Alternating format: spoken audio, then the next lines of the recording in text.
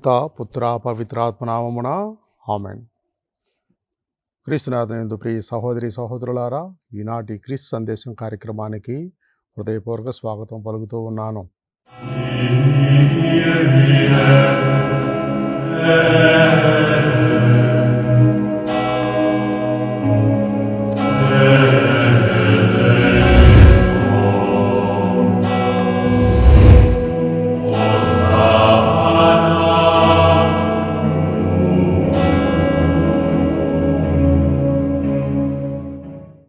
ముందుగా చిన్న ప్రార్థన చేసుకుందాం. మా పరలోకపు తండ్రి, నీవు సృష్టించిన నరులలో మా శీలములో వ్యత్యాసము కనిపిస్తూ ఉంది. కొంతమంది మంచిగా సరళ వర్తనులుగా మీకు ప్రీతి కలిగే విధంగా జీవిస్తూ ఉంటారు. కొంతమంది మీకు వ్యతిరేకంగా బాహ్య స్వరూపాలను బట్టి భయాందోళనకు గురై ఆత్మలాభాన్ని పొందుతూ స్వార్థపరత్వంతో పేరాశకు గురి అయి మీకు కోపం కలిగిస్తూ ఉంటారు. ఈనాడు మేము ధ్యానించుకోబోయే కొన్ని దృష్టాంతాల ద్వారా మేము రుజువర్తనులుగా నీకు ప్రీతికరమైనట్లుగా మా జీవితాలు ఉండేటట్లు మాకు మీ వరప్రసాదాన్ని దయచేయండి. ఈనాడు ఈ దివ్యవాణి వీక్షిస్తున్నటువంటి ప్రేక్షకులందరినీ కూడా మీరు దీవించండి, ఆశీర్వదించండి. వారి వారి కుటుంబ సభ్యులందరినీ కూడా పేరు పేరున దీవించమని యేసు నామమున ప్రార్థిస్తున్నాం తండ్రి. ఆమెన్. పితా పుత్ర పవిత్రాత్మ నామమున ఆమెన్. క్రీస్తునాథునందు ప్రియమైన సహోదరి సహోదరులారా, గత వారంలో మనము శీల వ్యత్యాసం గురించి చర్చించుకుంటూ ధ్యానించుకుంటూ ఉన్నాం. నరులందరూ కూడా ఒకచోట పనిచేస్తున్నా కానీ వారి వారి ప్రవర్తనలో వారి వారి శీలంలో కొంచెం వ్యత్యాసాలు ఉంటాయి. స్వార్థ బుద్ధితో ప్రవర్తించేవారు కొంతమంది, త్యాగబుద్ధితో ప్రవర్తించేవారు కొంతమంది, భయాందోళనలతో జంకేవారు కొంతమంది, ధైర్య సాహసాలతో ముందుకెళ్ళేవాళ్ళు కొంతమంది, దేవుణ్ణి నమ్మేవారు కొంతమంది, తమ యొక్క స్వశక్తిని నమ్ముకునేవాళ్ళు కొంతమంది. ఈనాడు కొన్ని దృష్టాంతాల ద్వారా మన యొక్క నమ్మకం, మన యొక్క విశ్వాసం దేని మీద ఉంచాలి అనే విషయాన్ని కొంతమంది దృష్టాంతాల ద్వారా మనం తెలుసుకుందాం. మొట్టమొదటిగా 1వ సమూయేలు గ్రంథము 17వ అధ్యాయము 45వ వచనం నుండి 51వ వచనం వరకు చూసుకుందాం.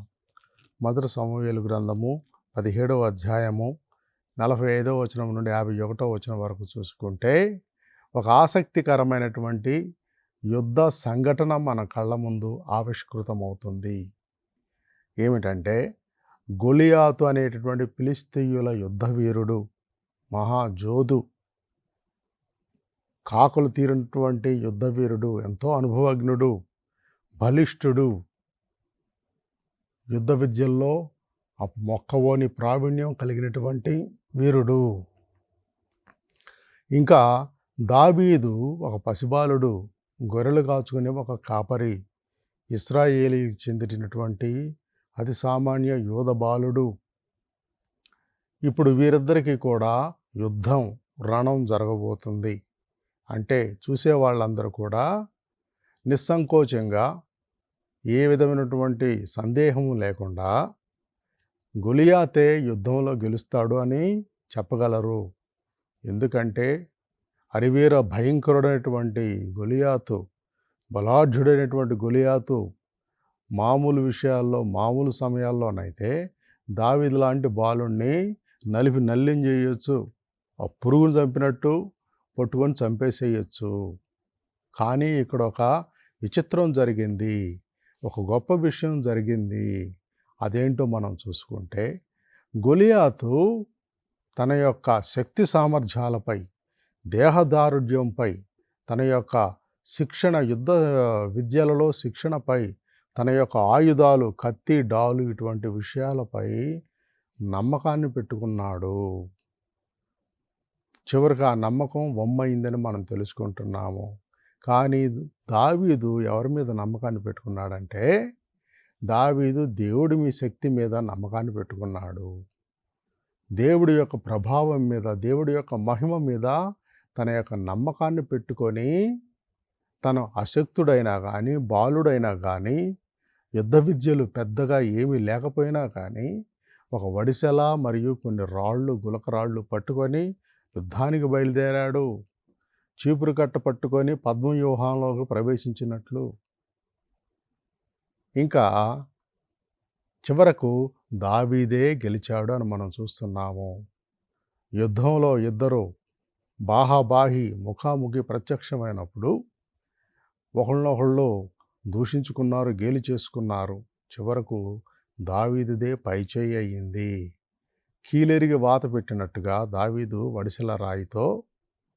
వడిసెల చక్కగా నైపుణ్యంతో విసిరి తన నుదురు మీద తగిలేటట్టుగా కొట్టాడు.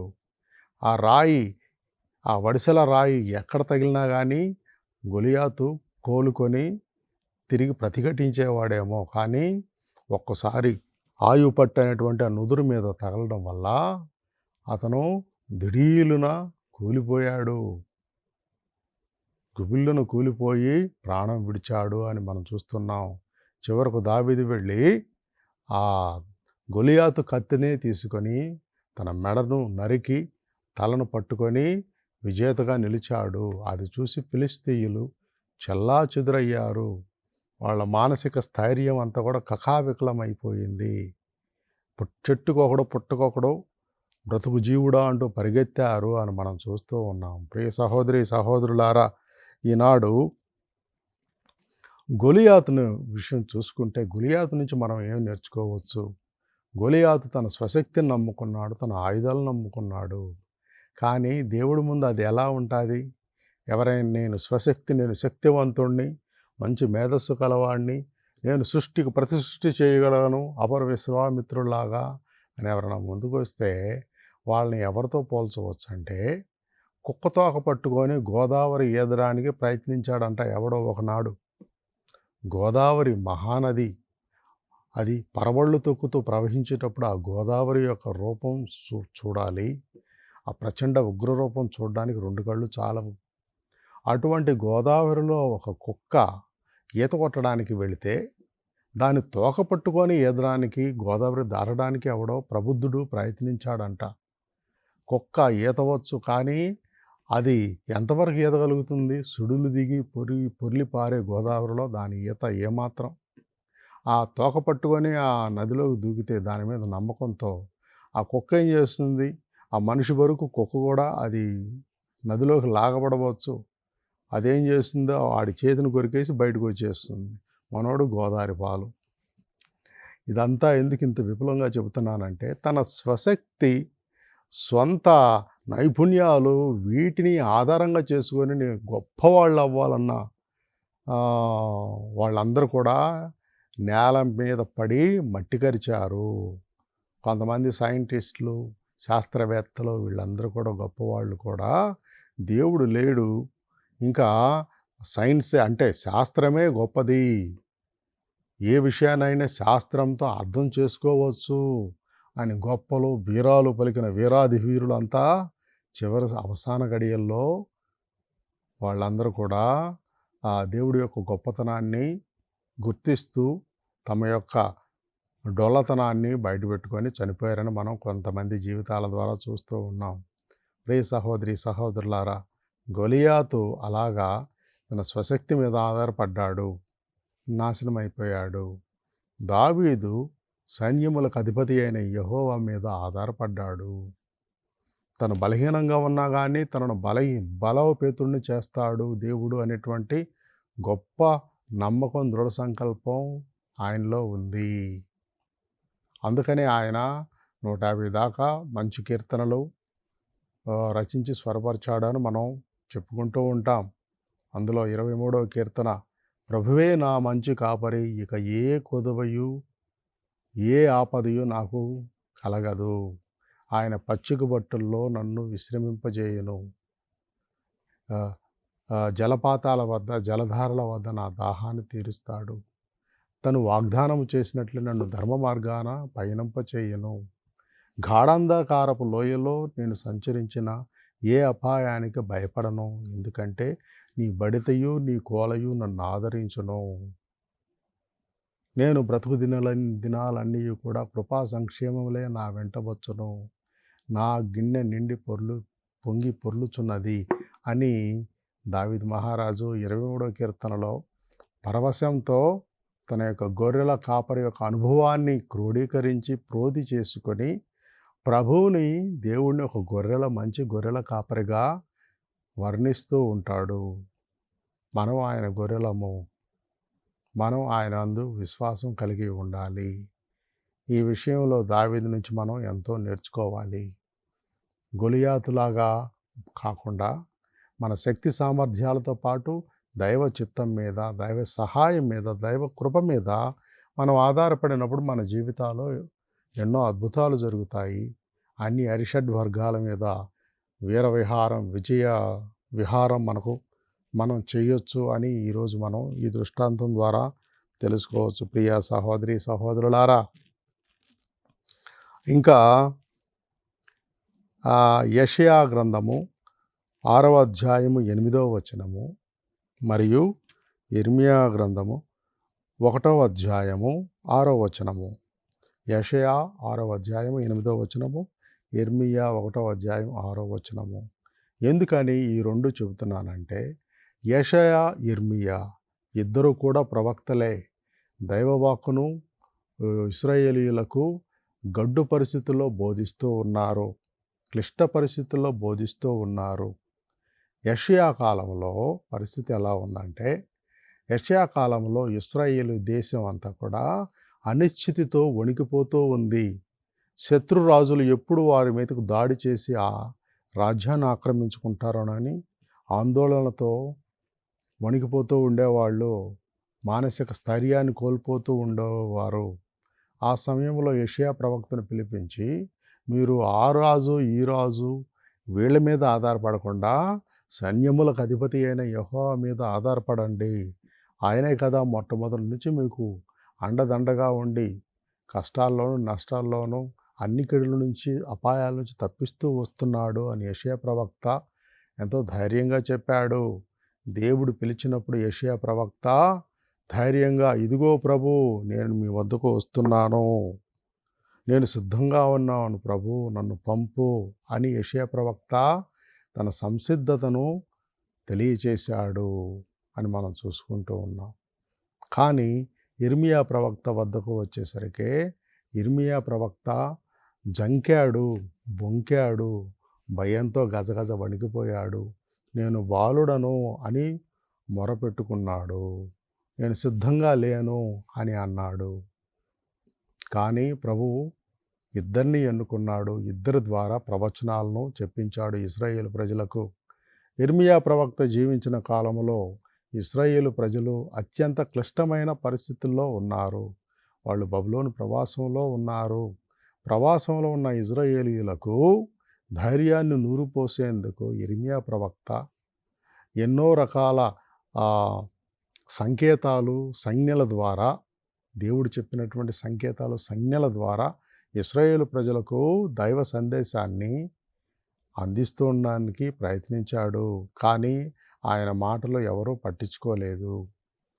చివరకు ఆయన కుటుంబ సభ్యులు, ఆయన స్నేహితులే, బంధుమిత్రులే గేలి చేశారు, అపహాస్యం చేశారు. ఒక సామెత ఉంది, ఇంట్లో వాళ్ళు ఏలు చూపిస్తే బయట వాళ్ళు కాలు చూపిస్తారంట. అందువల్ల ఇంట్లో గుట్టుని ఎప్పుడూ గుట్టుగానే ఉంచుకోవాలని పెద్దలు అంటూ ఉంటారు. తన స్వంత బంధుమిత్రులు తను చెబుతున్న ప్రవచనాలను నమ్మనప్పుడు, తన యందు విశ్వాసాన్ని చూపనప్పుడు బయట జనాలు ఏమి లెక్క చేస్తారు, వాళ్ళు ఏమి వింటారు నా ప్రవచనాలని యిర్మీయా వాపోయాడు. ఆయన పరిస్థితి ఎక్కడ దాకా వచ్చిందంటే, ఒకసారి బాధతో, నిరాశ, నిస్పృహలతో ఏమన్నాడంటే, నేను జన్మించిన దినము శాపగ్రస్తమగును గాక అని పాపం బాధపడ్డాడు. కానీ ఇద్దరు కూడా దైవ సేవ చేశారు. ఇద్దరిని కూడా దేవుడు దీవించాడు. వారి ద్వారా గొప్ప ప్రవచనాలను తన ప్రజలకు తెలియపరిచాడని మనం చూసుకుంటున్నాము.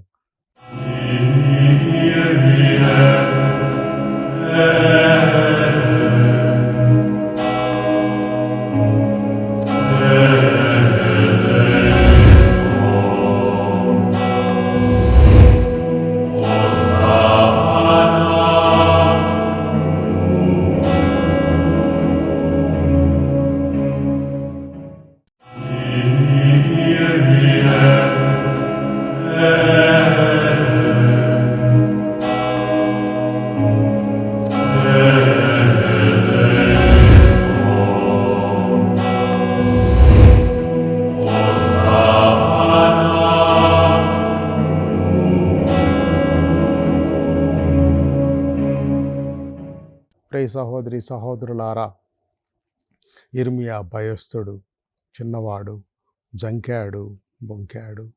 యెషయా ప్రవక్త ధైర్యవంతుడు, ఇదిగో ప్రభు నేను సిద్ధం అని ధైర్యంగా కళ్ళు మూసుకొని రంగంలోకి దూకాడు ప్రభు మీద విశ్వాసంతో. ఈనాడు మనలో కూడా మనం చేసే పనులు ఒకేలాగున్నా కొంతమంది ధైర్యంగా ఉంటారు, కొంతమంది ధైర్యం లేక భయపడుతూ ఉంటారు. అంటే కొంతమంది పెద్దగా పనులు చేయవచ్చు, కొంతమంది అంత పెద్దగా జనాలు చెప్పుకునేంత గొప్ప పనులు చేయలేకపోవచ్చు, కార్యసాధకులు కాకపోవచ్చు, వారి పేరు ప్రఖ్యాతులు నలుమూలలా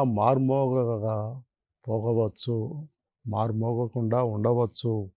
కానీ వాళ్ళు చేసేది కూడా ఈరోజు సేవే, వాళ్ళు కూడా చేసేది గొప్పదే అని దేవుడు మనకు ఈరోజు సందేశాన్ని ఇస్తున్నాడు. ప్రియ సహోదరి సహోదరులారా, జాన్ మిల్టన్ అటువంటి ఒక ఆంగ్ల రచయిత, మంచి కవి, ఆయన ఆన్ హిజ్ బ్లైండ్నెస్ అనేటువంటి ఒక పద్యంలో ఈ మాట చెబుతాడు. దేవదూతలందరూ కూడా ఎంతో గొప్పవాళ్ళు ఉన్నారు, రకరకాల పనులు చేస్తూ ఉంటారు. ఉదాహరణకు ముఖ్య అగ్రదూత అయినటువంటి మైకేల్ సైతాను శక్తులతో ఇప్పుడు ఖడ్గంతో పోరాడుతూ ఉంటాడు తన సేనలతో కలిసి. ఇంకా గాబ్రియేలు దూత దైవ వర్తమానాన్ని ప్రజలకు, ప్రవక్తలకు తెలియజేస్తూ ఉంటాడు. ఇంకా రఫాయేలు దేవదూత ఏం చేస్తూ ఉంటాడంటే, రఫాయేలు దేవదూత స్వస్థత కలిగిస్తూ ఉంటాడు, ప్రయాణాల్లో విశ్వాసులకు తోడుగా ఉంటాడు. ఇంకా మిగతా కెరూబులు, వీళ్ళందరూ దేవదూతలు, వీళ్ళందరూ కూడా దేవుణ్ణి నిత్యము స్తుతిస్తూ ఉంటారు. హోసన్న హోసాన్ని, స్తుతి స్తుతి, పరిశుద్ధులు పరిశుద్ధులు పరిశుద్ధులు అని దేవుడి స్థుతిలో తమ కాలాన్ని గడుపుతూ ఉంటారు. కానీ కొంతమంది దేవదూతలు దైవ సాన్నిధ్యంలో వేచి చూస్తూ ఉంటారు, దైవ ఆజ్ఞ కోసం, దైవ సమక్షంలో అంతే ఉంటారు. వారు కూడా దేవుణ్ణి స్తుతించడంలో భాగస్థులు అని మిల్టన్ గారు చెప్పారు. అంటే ఈనాడు పెద్ద పెద్ద గొప్ప కార్యాలు చేసేవాళ్లే కార్యసాధకులు కాదు, పనిచేసేవాళ్ళు కాదు, చిన్న చితక పనులు చేసేవాళ్ళు కూడా చిత్తశుద్ధితో వాళ్ళు కూడా కార్యసాధకులుగా, కార్యశూరులుగా మనం భావించాలి. ఉదాహరణకు పునీత అల్ఫోన్సస్ రొడ్రిగ్వజ్ అని ఒక యేసు సభకు చెందినటువంటి బ్రదరు ఉండేవాడు. ఆయన పెద్ద తెలివిమంతుడు కాదు, అందుకని ఆయన ఫాదర్గా చేయకుండా కేవలం ఒక బ్రదర్గానే ఉంచారు. ఆయన ఆయన ఆయన విధి కూడా ఏమిటంటే, పెద్ద పెద్ద విద్యాశాలల్లో లేకపోతే పెద్ద పెద్ద మఠ గృహాల్లో పెద్ద పదవులేం పొందకుండా ఆయన ఒక కళాశాలలో ఆ గేటును ద్వారపాలకుడుగా నియమింపబడ్డాడు. ఆయన ఆ యొక్క విధిని 40 సంవత్సరాలు నిరవధికంగా నిర్వర్తించాడు. అతి సామాన్య కార్యాన్ని, సాధారణ కార్యాన్ని, విధిని అసాధారణంగా నిర్వహించాడు. 40 ఏళ్ళు ద్వారపాలకుడిగా ఒక యేసు సభ బ్రదరు అల్ఫోన్సస్ రొడ్రిగ్వజ్ అలా నిర్వహించాడని మనం చదువుకుంటూ ఉన్నాం. ఆయనంట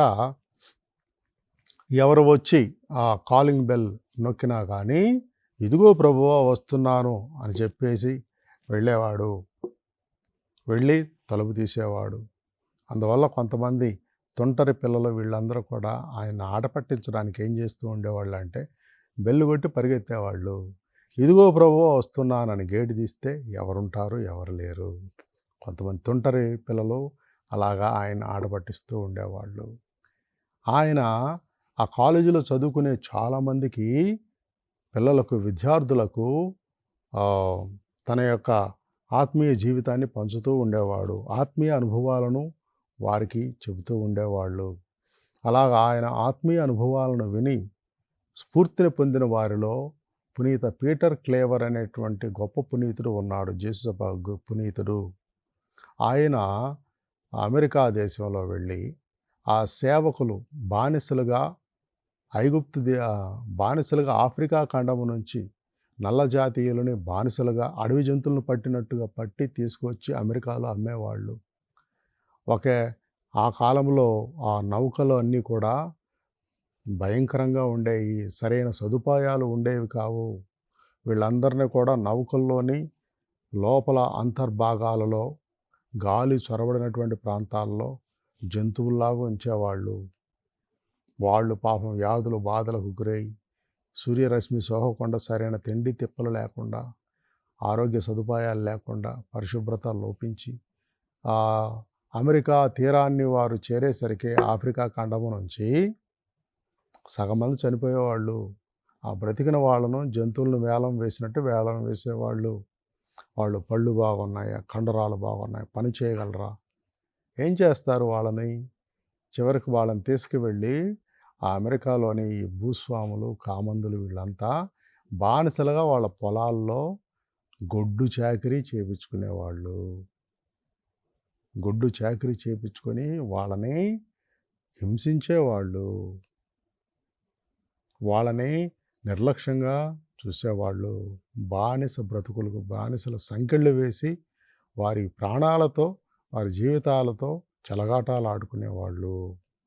అటువంటి వారిని ఈ పునీత పీటర్ క్లేవర్ అనే ఆయన ఒక నౌక, బానిసల నౌక ఆఫ్రికా ఖండం నుంచి వస్తుందంటే దానికి సంబంధించినటువంటి ఆహార సదుపాయాలు, వారికి కావలసినటువంటి మందులు మాకులు, వారికి కావలసినటువంటి ఆత్మీయ అవసరాలు, ఆహార పదార్థాలు వీటన్నిటితో సంసిద్ధంగా ఉండేవాడు.